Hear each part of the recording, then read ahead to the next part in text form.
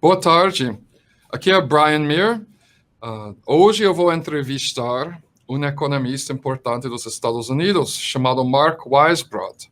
Mark Weisbrot é um dos diretores do Center for Economic and Policy Research em Washington, D.C.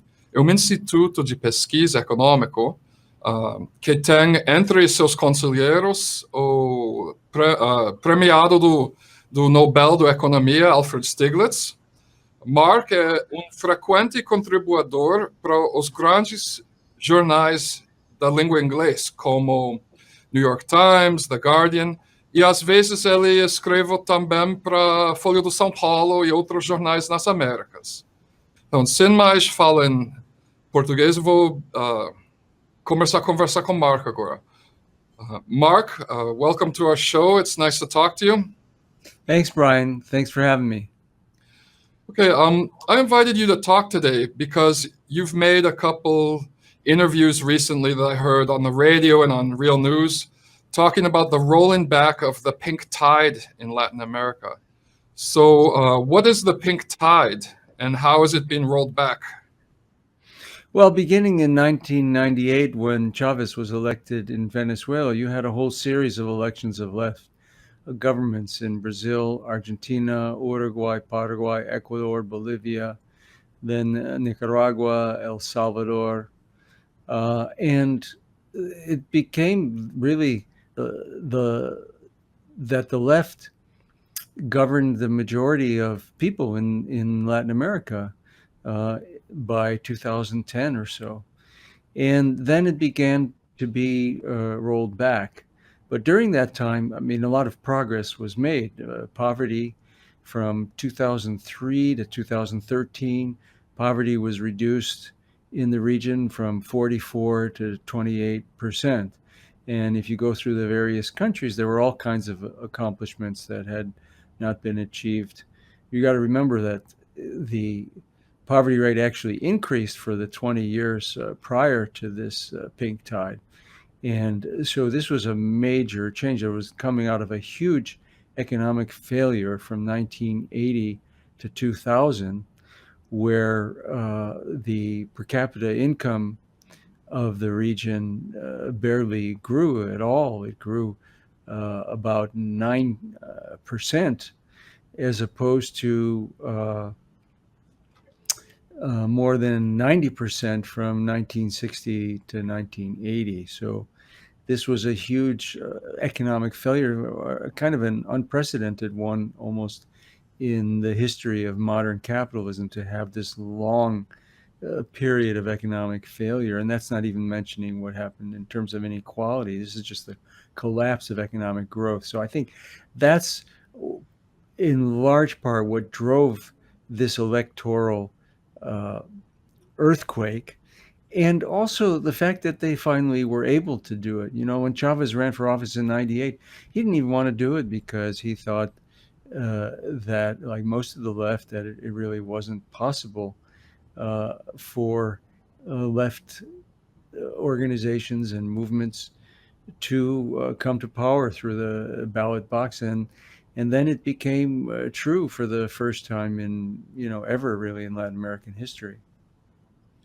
Okay, and but how is this? Okay, so that describes the pink tide, but how is the pink tide now being rolled back, in your opinion? Why is the left losing so many governments in Latin America, as it has been for the last couple of years now?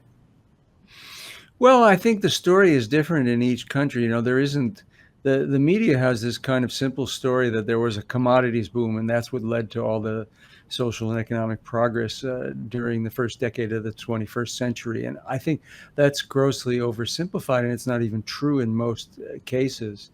Obviously, in Venezuela or Ecuador, whether you have big oil exports or hydrocarbon exports are a big part of the government's revenue that was enabled some of the changes to take place. But really, it was policy changes that allowed for it.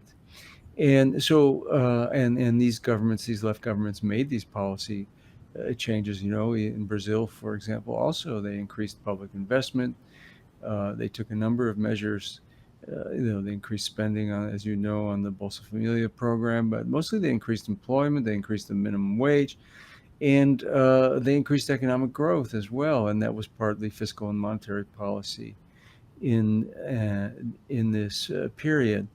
But how did it get reversed? I think that in the economic slowdown, the world economic slowdown after 2010 made some difference. It wasn't the main thing. I think that in most of the countries there were policy changes that were, I think, a mistake. You had that in Brazil, beginning when the economy went into recession, the first quarter of 2014. There were, and even before that, there were a number of policies changes that the government shouldn't have made, primarily in macroeconomic policy, raising interest rates when they shouldn't, cutting public investment and other spending when they shouldn't have. So I think that contributed to the climate that allowed the right to impeach Dilma without even accusing her of an actual crime, and of course the imprisonment of Lula and the other measures that they've taken. I think in Venezuela you also had before they went into recession before the collapse of oil prices, and you had much bigger policy mistakes there that eventually led to the hyperinflation that they have now. And that was primarily a failure of the exchange rate system that they had, and they held on to that even as they developed an inflation depreciation spiral. In other countries, I think it was, well, first of all, I want to say that in all of these countries, the United States played a role in getting rid of these governments, and that role varied. From the extreme case was Venezuela, where they tried to overthrow the government in 2002 by supporting a coup and actually being involved in that coup and funding the people who organized the coup and supporting efforts at regime change for a really long time. But they also did things everywhere else. Here's a case where people don't even realize how much the U.S. did was Argentina. The U.S. government moved to block loans in the Inter-American Development Bank and the World Bank at a time when the Argentine government was facing balance of payments problems and therefore needed these loans.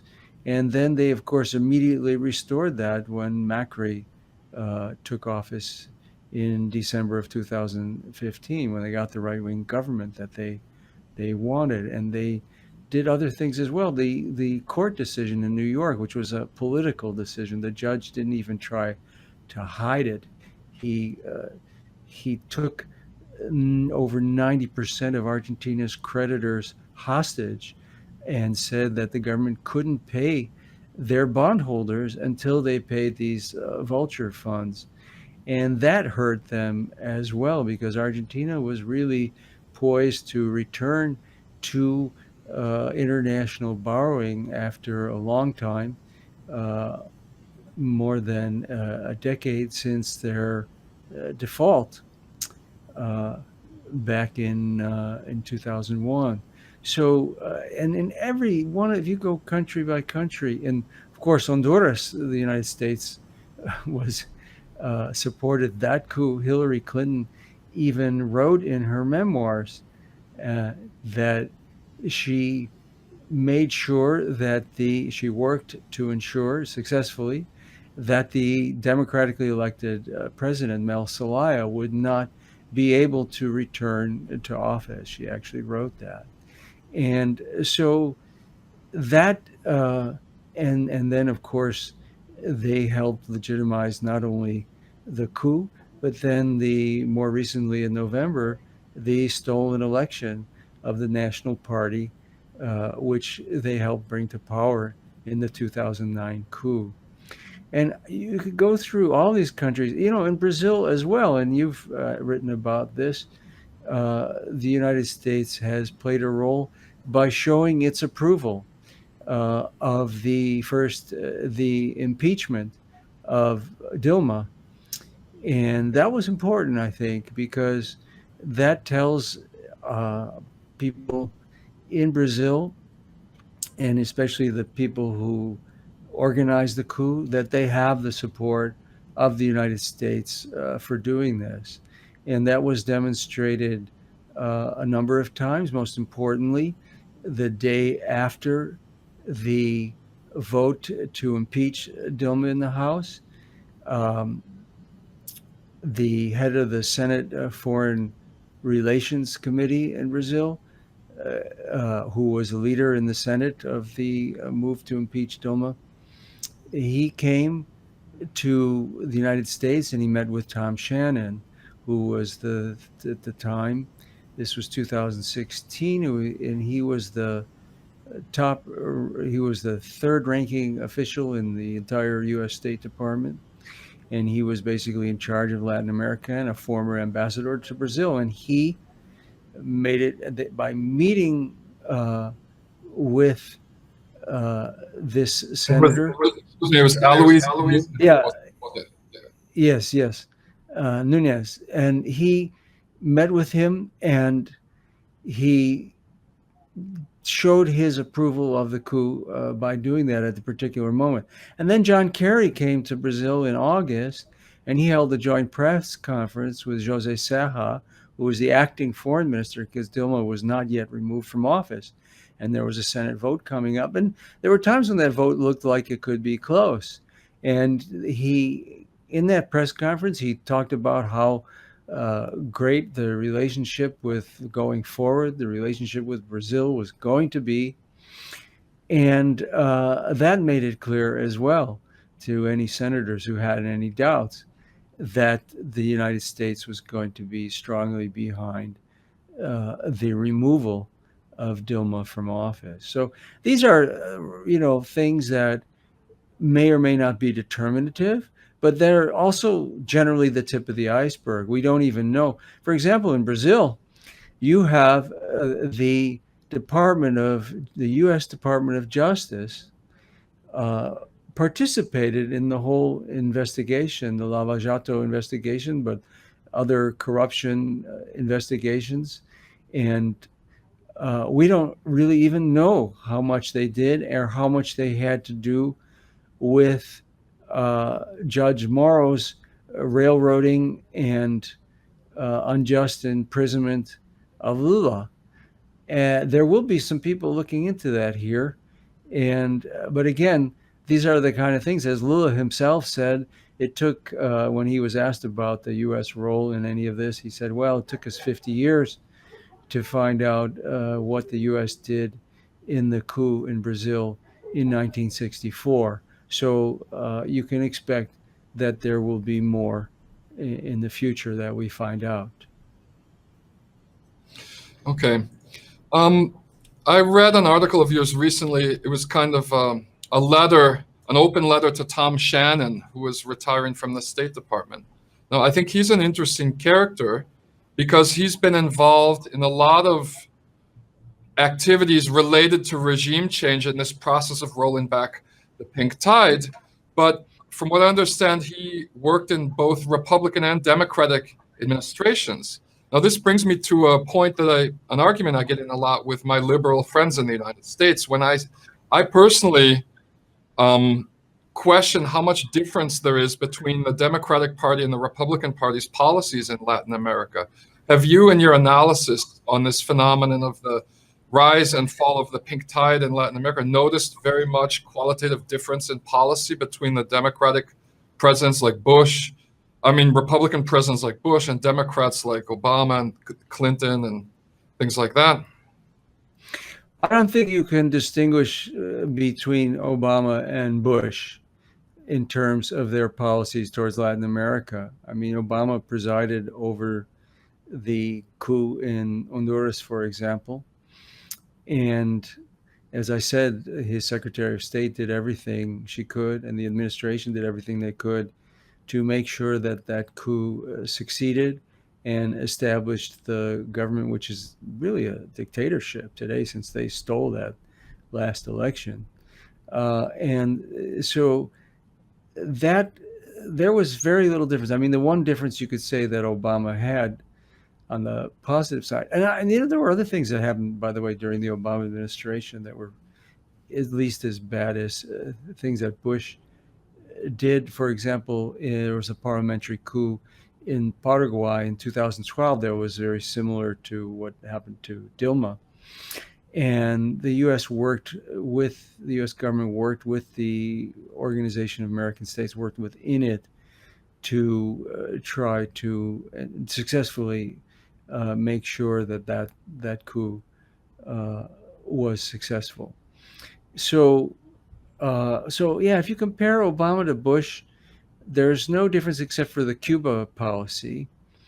And there, obviously it was a historic thing in some respects since this embargo, well, they didn't even get rid of the embargo, but since this break in ambassadorial relations had gone on for, 50 years, it was significant in some ways, but it wasn't really a change in strategy. It was quite obvious, if you followed the events, that this was just a change in tactics.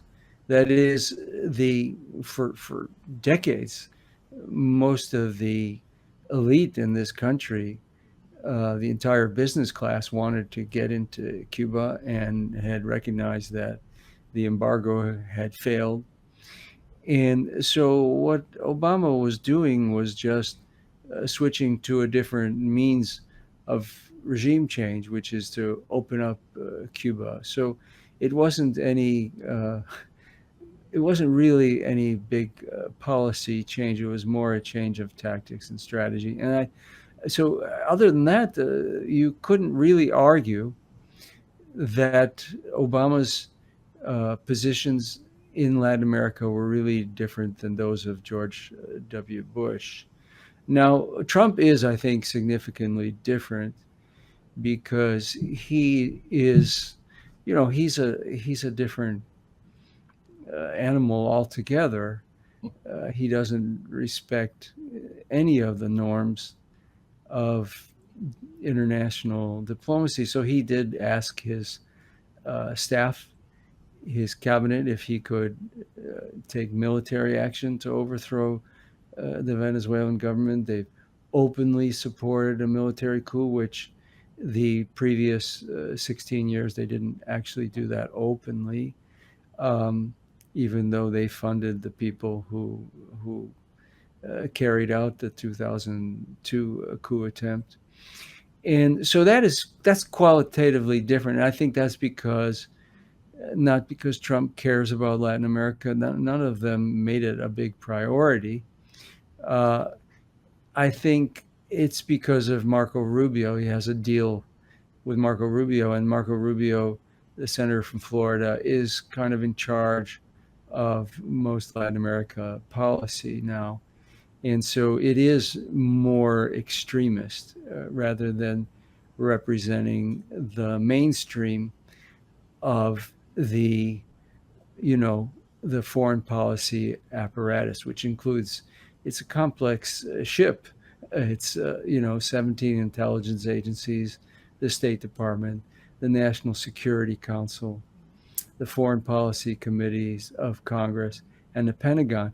And so when you talk about these administrations, that's really what you're talking about, especially in Latin America, because it doesn't have that much electoral consequences here, and therefore the presidents tend to go with what the rest of the foreign policy apparatus wants. Okay. I'm going to just ask one more question because we're running out of time, but I'd like to ask your opinion about the role that the big media companies play in naturalizing regime change in Latin America, and especially with regards to this process where country after country is suffering from right-wing takeovers and massive austerity programs that are driving up poverty, infant mortality, deaths during maternity, hunger. Brazil's about to return to the hunger map. And we see papers like the New York Times almost actively cheerleading for this entire process. And I'll give an example. There's an organization called ASCOA, America's Society Council of the Americas, which was founded by John Rockefeller in the 60s, that's been involved. It has a revolving door with the press. Their magazine's assistant editor just became a Latin America desk editor at the New York Times. Their chief editor wrote an article in Folha de São Paulo yesterday called "Why the Markets Are Cheerleading for a Bolsonaro Victory in the Presidential Elections." And Bolsonaro is a neo-fascist. So we have a private sector corporate think tank influencing content in media companies in favor of fascism in Brazil. What do you think about the role that this plays with this rolling back of the pink tide in the region? Well, I don't think the New York Times, either their editorial board or their foreign policy reporters, would support Bolsonaro. They're more in the mainstream, and so that's outside of what they would support. But on the other hand, the mainstream is pretty horrible, and it is very much your broad point about the role of the media is correct. The media here on Latin America speaks almost monolithically with one voice on Latin America, and it's the same voice as foreign policy apparatus that I described, all the different agencies, the Pentagon and the intelligence agencies. It is different from other parts of the world where there's definitely a pro-U.S. government bias, but there are differences of opinion on policy in Afghanistan or Iraq, sometimes even Syria. On Latin America, you don't really see that kind of, you have almost no debate and almost no dissent. Obviously, this is something that's going on a real long time. I think partly it reflects the lack of differences of opinion within the government apparatus.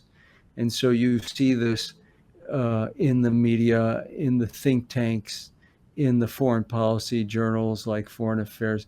There's just very little. There's occasional dissent. Obviously, I've had pieces in the New York Times on Brazil and Argentina and other countries. I wasn't talking about those pieces when I was complaining about the New York Times. No. I'm saying that's that's an exception. But the reporting is, it goes through phases. It wasn't always quite this bad. This is a real low point right now. For instance, there were phases when you did see the major media go occasionally to academics who would give a positive view of the pink tide. They would have a little bit of balance, not anything that you or I would call balance, but some perfunctory attempt to provide the impression of balance. And they don't even have that much anymore. I guess there was some change. I mean, if you want to go into detail on it, there was a shift, for example, in U.S. reporting on Brazil after the impeachment of Dilma. It was such an ugly spectacle, as you remember. It shocked, I think, part of the international media, and they started to wonder about these people that they had kind of, with their reporting, supported in their ouster of the democratically elected government of Brazil. And so there was some change there. There are changes. I don't want to pretend that it's, there's no conspiracy here. It's just the reporting just overwhelmingly tends to follow the State Department and the government here when it comes to Latin America. Okay. Mark Weisbrot, thanks a lot. Thanks for joining us today. It's been a very interesting discussion. All right. Have a good afternoon. Thanks for having me. You too. Thanks.